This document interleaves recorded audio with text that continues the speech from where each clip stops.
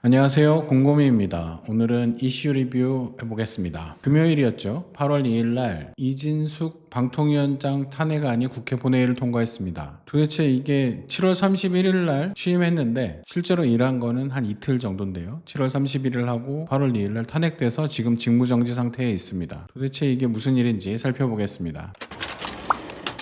윤석열 정부 들어서 방통위원장이 지금까지 3번이나 교체됐습니다. 원래 방통위원장 임기가 3년인데요. 보통 정부면 한 2명에서 3명 정도 임명합니다. 중간에 무슨 일이 있거나 연임을 하는 경우도 있고, 그래서 임기를 다 채우는 경우는 많지 않지만 그렇다고 해서 이렇게 정권 중반에 3번이나 교체하는 경우는 거의 없었습니다. 이번 정권에서 무슨 일이 있었냐면 문재인 정부에서 임명했던 한상혁 전 방통위원장을 잘랐습니다. 면직시키고 이동관, 김홍일, 이진숙 이렇게 3명을 교체해왔습니다. 이동관은 2023년 8월 25일 날 임명이 돼서 2023년 12월 1일 날 사퇴를 했고요. 3개월 정도 일했습니다. 김홍일 위원장은 2023년 12월 29일 날 임명이 돼서 2024년 7월 2일 날 사퇴했습니다. 약 6개월 동안 일했네요. 그리고 이진숙 위원장은 2024년 7월 31일 날 임명이 됐는데 8월 2일 날 탄핵안이 통과돼서 직무정지 됐습니다. 이진숙 위원장을 제외하고 나머지 2명은 국회에서 탄핵안이 의결되기 직전에 자진 사퇴를 합니다. 대통령은 그것을 받아들였고 다시 임명을 하게 됐죠. 도대체 왜 이런 이상한 짓을 반복했던 걸까요? 그것을 요약해보면 방통위를 망가뜨려서 방송을 장악했다, 이렇게 설명할 수 있어요. 어떤 내용인지 좀 더 깊게 들어가 보겠습니다. 그 전에 방통위가 어떤 곳인지, 무엇을 하는 곳인지 살펴보겠습니다. 방통위원회는 풀네임이 방송통신위원회입니다. 그전에는 방송위원회가 있었어요. 그런데 2008년에 방송위원회를 개편해서 통신기능, 당시 정보통신부를 없앴기 때문에 통신정책 기능을 흡수해서 굉장히 큰 방송통신위원회로 개편됩니다. 그 이후에 이제 과기부가 만들어지면서 통신정책 상당수를 가져갔지만 지금도 통신의 이용자, 통신 사용자 관련한 정책은 방통위에서 관장하고 있습니다. 그래서 방통위는 국무위원은 아닌데 장관급입니다. 장관 수준의 일을 관장하고 있는 굉장히 큰 기구고, 하지만 독립성이 있어서 방송의 독립성 이런 문제 때문에 국무총리의 영향을 받지 않고 대통령 직속으로 되어 있는 기구입니다. 하는 일은 굉장히 방대합니다. 방통위가 의결하는 굉장히 중요한 방송 관련한 의결 내용들이 있습니다.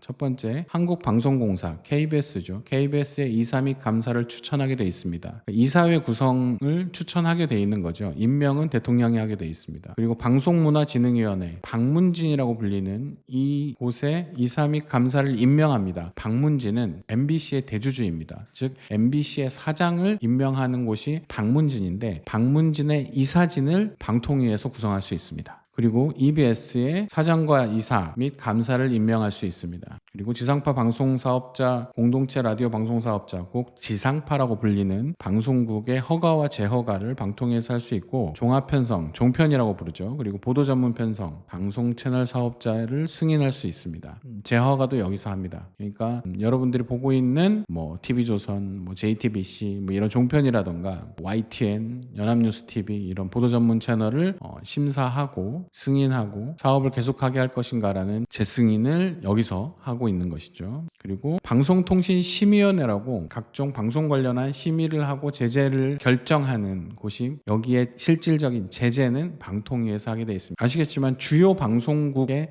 사장, 임원진을 결정하는 곳이 이사회이고, 이 이사회를 구성하는 것, 특히나 방문진과 KBS의 이사회를 구성하는 곳이 방통위이기 때문에 방통위가 어떻게 하느냐에 따라서 방송국이 어떻게 되는가가 결정된다고 볼 수 있겠습니다. 그래서 방송을 장악하고 싶다 라고 하면 방통위를 장악해야 되는 것이, 이런 말이 나왔던 것이 바로 이때였습니다. 누군지 모르시는 분들도 있을 텐데, 이명박 정부 시절에 이명박의 멘토라고 불렸던 최시중 방통위원장 시절이었습니다. 자세히 볼까요? 최시중 방통위원장은 MB 정권의 실세 중에 실세라고 불렸습니다. 그 당시에 이명박의 정치적 멘토, 라고 불렸죠. 언론 정책을 총괄하기도 했지만 사실상 이명박의 형 이상득 의원과 최시중 방통위원장이 사실상 이명박 대통령이 조언을 구하는 유의한 사람이었다라고 평가됩니다. 실제로 이때 최시중 방통위원장의 별명이 방통대군이었습니다. 그러면 최시중 방통위원장은 무엇을 했느냐? KBS와 MBC 사장 선임에 깊숙하게 개입을 했다고 하죠. 왜냐하면 방통위원장이었으니까. 그리고 그 당시에 종편이 승인이 됩니다. 2008년 9년을 거치면서 엄청 격렬한 사회적 논란과 논쟁이 그리고 싸움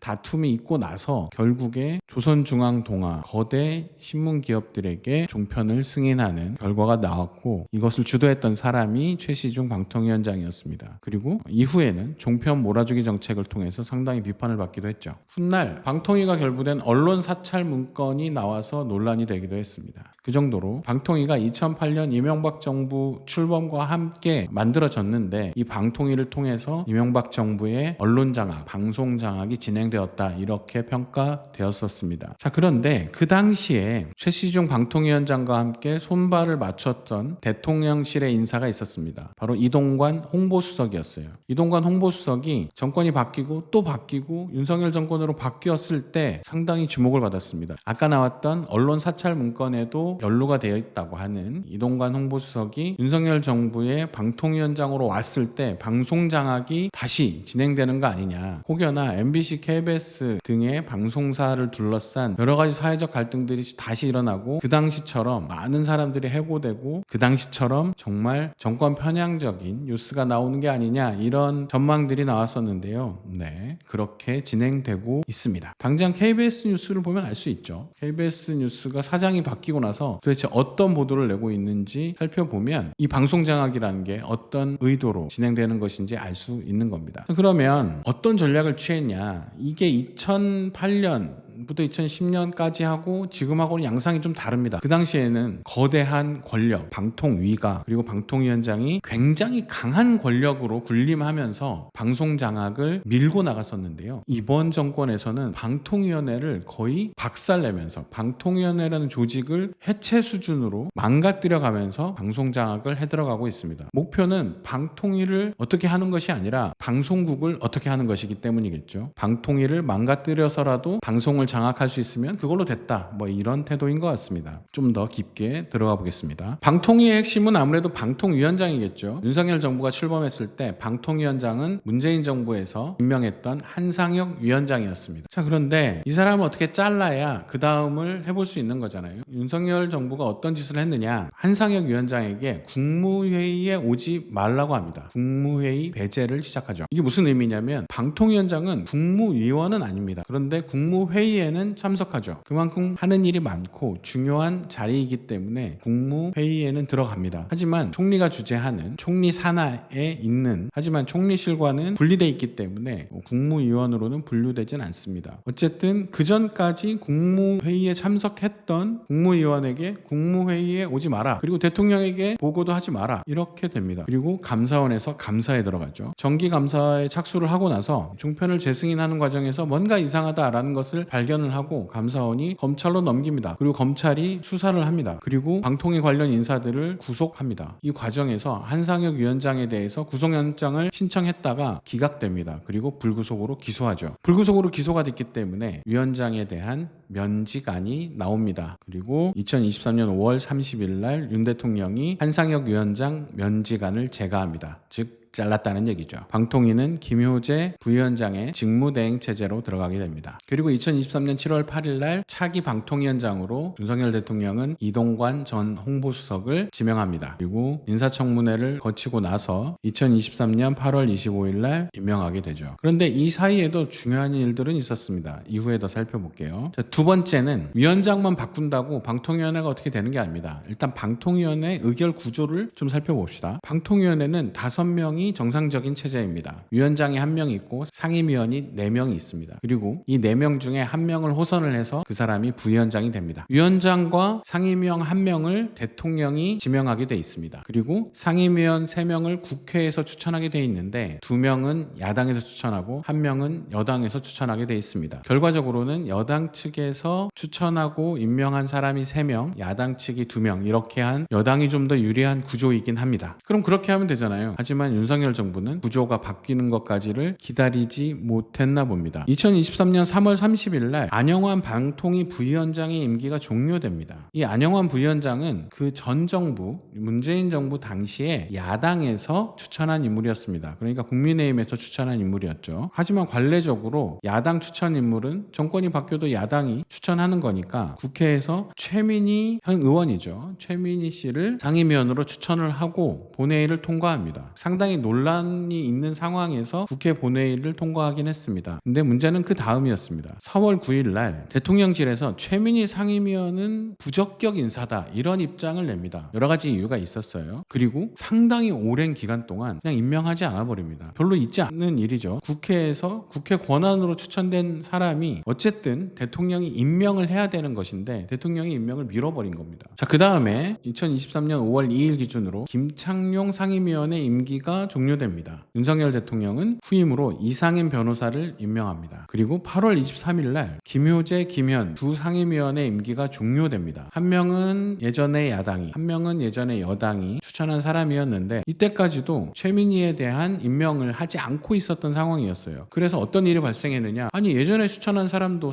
임명을 하지 않고 있지 않냐 라고 해서 민주당은 추천을 거부해버립니다. 그리고 국민의힘에서는 이진숙이라는 사람을 추천하게 되는데 이후에 나옵니다. 직무정지된 현 방통위원장이죠. 이진숙 씨를 추천했는데 민주당에서 표결을 거부해버립니다. 도대체 이게 뭐하는 짓이냐, 임명해도 추천해도 임명하지 않는데 왜 국회가 추천해야 되는 것이냐 라는 상황으로 돌입하게 됩니다. 그래서 상임위원이 4명 중에 1명만 있는 상황이 발생해요. 위원장과 함께 방통위원회에는 딱 2명만 남게 됩니다. 한상혁 위원장이 면직을 시켜버리고 이동관 홍보수석을 임명을 했고, 김창룡 대통령이 지명하는 상임위원은 임기가 종료가 됐을 때 이상인 변호사를 임명합니다. 요 2명이 남게 돼요. 방통위원회 2인 체제가 이때 만들어졌고 지금까지도 방통위원회는 2인 체제입니다. 여러 가지 공방이 있습니다. 대통령실에서는 국회는 왜 도대체 추천을 안 하는 거냐 라고 얘기를 하는 거고, 국회에서는 아니 우리가 추천한 인사를 왜 임명을 하지 않은 거냐, 그런 상황이 반복이 되고 있는 거죠. 자, 그러면 한상혁 위원장을 날리고 나서 면직시키는 전후에 어떤 일을 방통위에서 했는지 살펴보도록 하겠습니다. 자, 한상혁 위원장을 면직하고 최민희 위원을 임명하지 않고 이상인을 임명한 상태, 그러니까 김효재와 김현 상임위원이 있는 상황이었어요. 구도는 이상인, 김효재 대 김현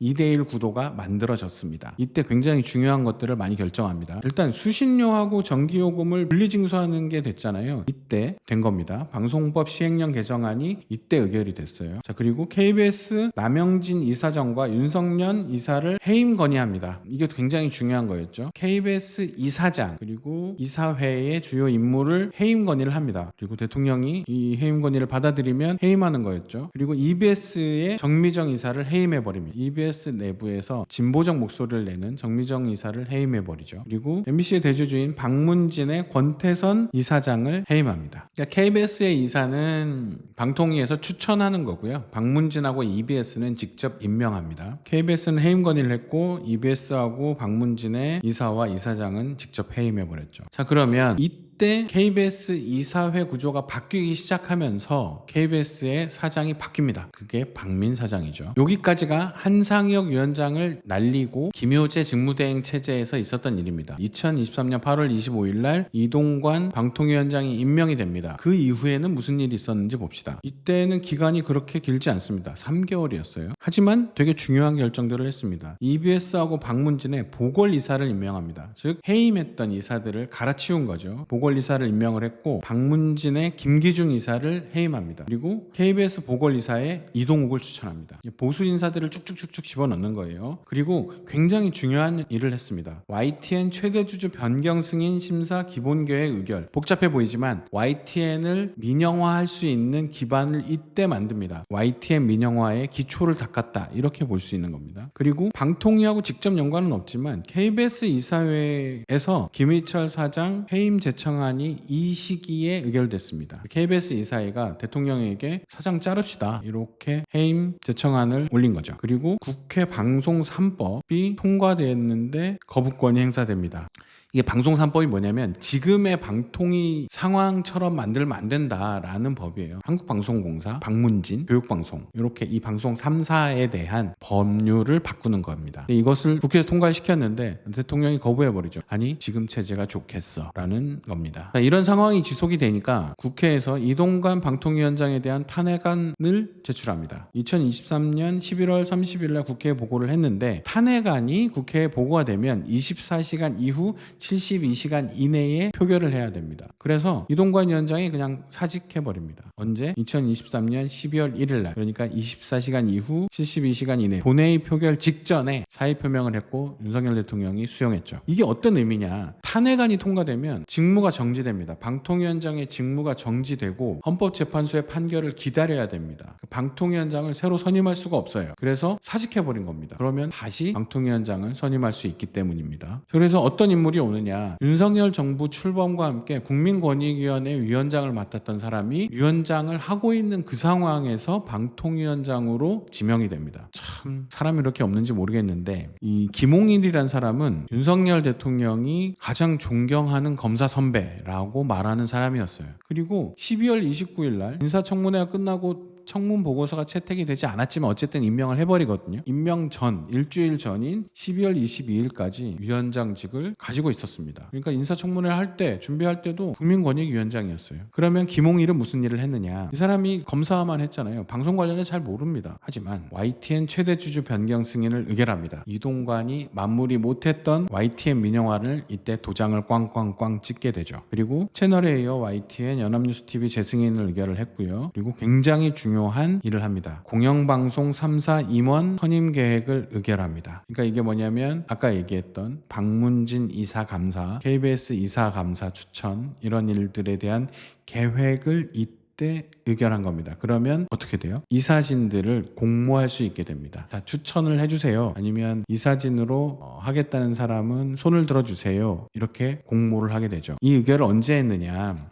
6월 28일 날 했거든요. 국회에서 안 된다. 이대로 박문진 이사진을 교체할 수 없다라고 판단을 해서 김홍일 탄핵안을 다시 발의합니다. 그랬더니 김홍일 위원장은 탄핵안이 발의되자 다시 사퇴를 해버린 거죠. 윤석열 대통령은 제가합니다. 탄핵안이 발의된 바로 다음 날 이 중요한 의결을 땅땅땅 하고 탄핵안이 표결되기 전에 사표를 던진 겁니다. 참 예술적이죠. 자, 그리고 엊그제 탄핵된 이진숙 위원장이 이때 지명이 되는데 이 사람의 임무는 딱 하나였습니다. 이제 남은 것은 MBC 하나인 겁니다. 그리고 이 정권은 MBC하고 지금까지 계속 각을 세워서 다투고 있는 중입니다. 목표는 하나겠죠. MBC 사장을 갈아버리고야 말겠다. 자, 그러면 MBC 사장을 교체하려면 어떻게 해야 되느냐? 방송문화진흥위원회 박문진의 이사진이 바뀌어야 됩니다. 특히 이 박문진 이사진들의 임기가 8월 12일까지였습니다. 그러니까 이전에 박문진 이사들을 교체하는 계획이 수립이 되고 박문진 차기 이사들에 대한 선임 절차가 진행되어야 되는 것이죠. 자, 시기로 보면은 7월 2일 날 김홍일 전 위원장이 자진 사퇴를 합니다. 그리고 바로 다음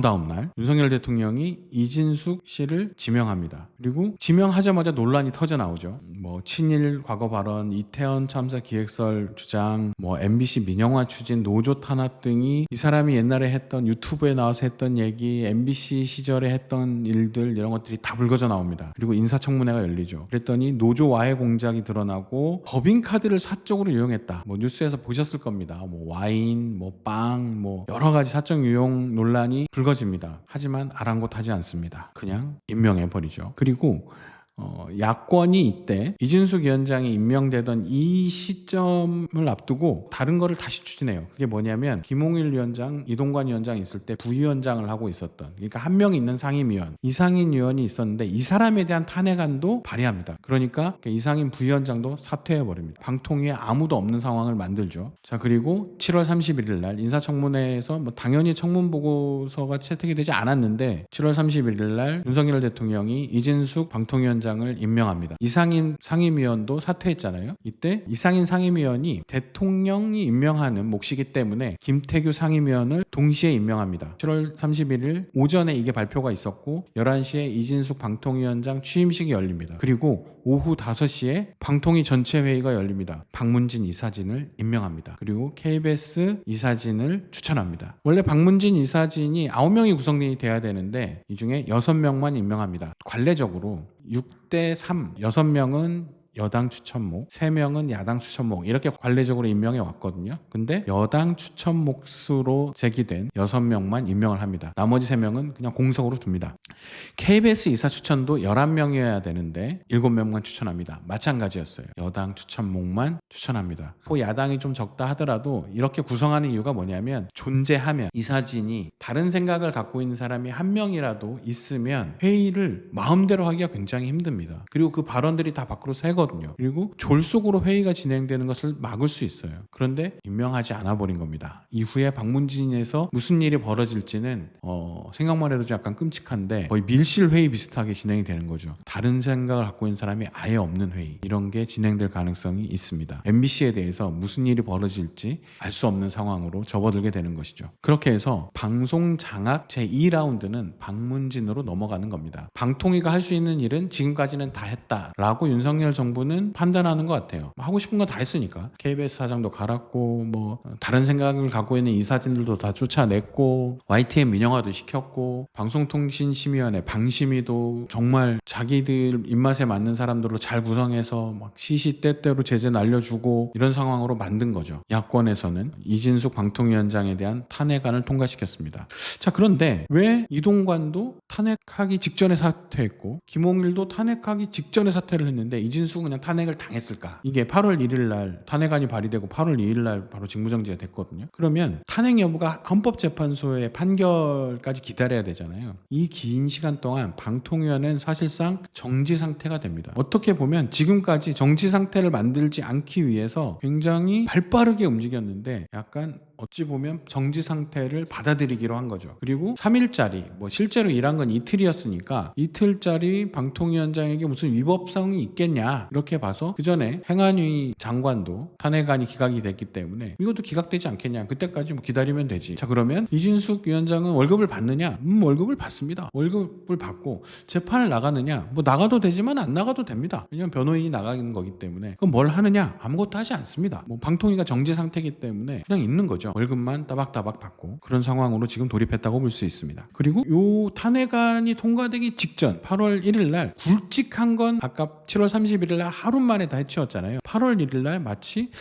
숙제를 처리하듯이 중요한 사람을 임명합니다. 바로 한국방송광고진흥공사 코바코 사장을 임명을 하는데 민병삼이라는 보수 유튜버 출신의 인물을 임명합니다. 이 사람이 옛날에 민주당 쪽에서도 활동하고 이랬던 사람인데 굉장히 이 거친 입의 소유자라고 하죠. 대선 기간에 이준석한테도 유튜브로 페이스북에 뭐라고 쓰고 이렇게 했던 사람이라고 합니다. 그리고 시청자 미디어 재단 이사장에는 최철호 전 공정언론 국민연대, 이 공언련이 진짜 골 때리는 단체인데 여기에 공동대표를 임명합니다. 이 두 사람 모두 굉장히 윤석열의 충복 같은 사람들이라고 합니다. 그러니까 이렇게 보면 윤석열 정부 입장에서는 방통위는 방송 장악의 수단이었던 거죠. 그 이외에는 큰 의미를 두지 않는 겁니다. 아까 제일 처음에 설명드렸듯이 방통위는 하는 일이 정말 많습니다. 근데 이거에 대한 다른 관심이 있는 건 아닌 것 같아요. 그냥 KBS, MBC, EBS를 YTN을 장악하고 내 맘대로 하겠다. 요것을 위해서 방통위는 존재한다라고 해석될 수밖에 없습니다. 자, 이쯤 되면 MB 시절에 최시중 방통위원장이 했던 일은 아무것도 아닌 겁니다. 그때는 어쨌든 권력을 가지고 방통위를 운영해 가면서 방송 장악을 해 들어갔다. 이렇게 평가되거든요. 그런데 이번 정권에서는 방통위를 부셔버려서 방통위를 쪼개서 사람을 비워놓고 내 맘대로 한 겁니다. 방통위를 거의 박살내다시피 해서 그 과정을 통해서 방송 장악을 하고 있는 것이죠. 도대체 어디까지 할지 모르겠습니다. 이 정도 되니까 박문진에서 앞으로 무슨 일이 벌어질지, 특히나 MBC는 2년 동안 윤석열 정부하고 각을 세우고 상당히 비판적 보도를 많이 해온 방송사입니다. 이에 대해서 어떤 일이 벌어질지 상상이 좀 안 됩니다. 왜냐하면 방송 장악을 할 거라고는 생각했지 방통위를 이렇게 박살낼 거라고는 2년 전에는 생각을 못 했거든요. 관련된 얘기가 더 나오면 다시 정리해서 이슈 리뷰로 만나 뵙도록 하겠습니다. 더운 여름인데 건강 조심하시고요. 저는 다음 주에 뵙겠습니다. 시청해주셔서 감사합니다. 그리고 좋아요와 구독, 알림 설정 부탁드립니다. 많은 분들이 댓글도 달아주시는데 댓글은 존중하는 표현을 많이 써주셨으면 좋겠습니다. 비판도 많았으면 좋겠고요. 시청해주셔서 감사합니다.